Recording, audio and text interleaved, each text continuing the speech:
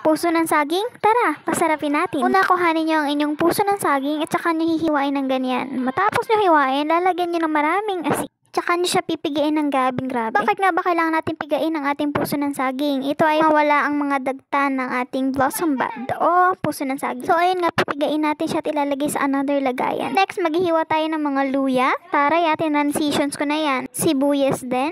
And then, bawang, of course. Lagay din kayo ng saba, preferably yan, ginataang tulingan, vinegar, toyo, at saka gata. Siguro napapansin nyo, pero ang bilis ng ating transition ngayon. Mabilis ang video lang. Huwag kayong mag-alala kasi next time mag-upload tayo ng video na mas mahaba. Anyway, maglagay kayo ng mantika sa inyong pan at saka nyo gigisahin ang inyong bawang doon. Halo-haluin nyo lang siya katulad ng ginagawa ko sa video. By the way, hindi ko pa siguro nababanggit pero ang ating lulutuin ngayon ay adobo sa gata na puso ng saging. Of course, with a twist. Kung ako sa inyo, subukan nyo na tong dish na to dahil hindi kayo nito bibiguin. Anyway, pwede rin pala kayo gumamit ng mga tulingan na talagang luto nyo na ginata. Kung wala naman kayo, pwede kayong gumamit ng saba. Of course, katulad ng ilalagay ko dito sa video to. Ayan. So you can see, ginisa muna natin ng bawang sibuyas with ginger at saka natin nilagay yung saba na tulingan. At saka ulit natin sila i-mix. By the way nga pala, importante na meron kayong ginataang tulingan na saba o kaya naman luto na. Kasi gamit ng ingredients na talaga namang sasarap ang ating dish. Next up, ang ating main ingredient, ang ating puso ng saging na piniga. Kasi sobrang naging solid ang ating puso ng saging kasi talagang pinigayan ng sobra para walang dagtalig. Tsaka masarap ang ating dish.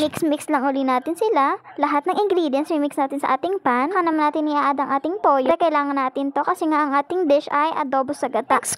Konting vinegar lang. Make sure nyo na uuntian nyo lang ang ating vinegar kasi ayaw naman natin na umasim ang ating adobo sa gata. Pero lang gusto nating maging lasa nito ay kaunting toyong lasa at saka gata, adobo sa gata. Para mas sumarap ang ating dish, kailangan din natin siya syempre lagyan ng laurel leaves at saka water. Konting water lang maging nilaga ang ating dish pag masyadong maraming water. Ayaw naman nating mangyari. Also, ilagay nyo na rin ang inyong seasoning. Syempre, depende sa inyo kung anong klaseng seasoning yung ilalagay nyo. At saka nyo na siya hahaluin ng grabe.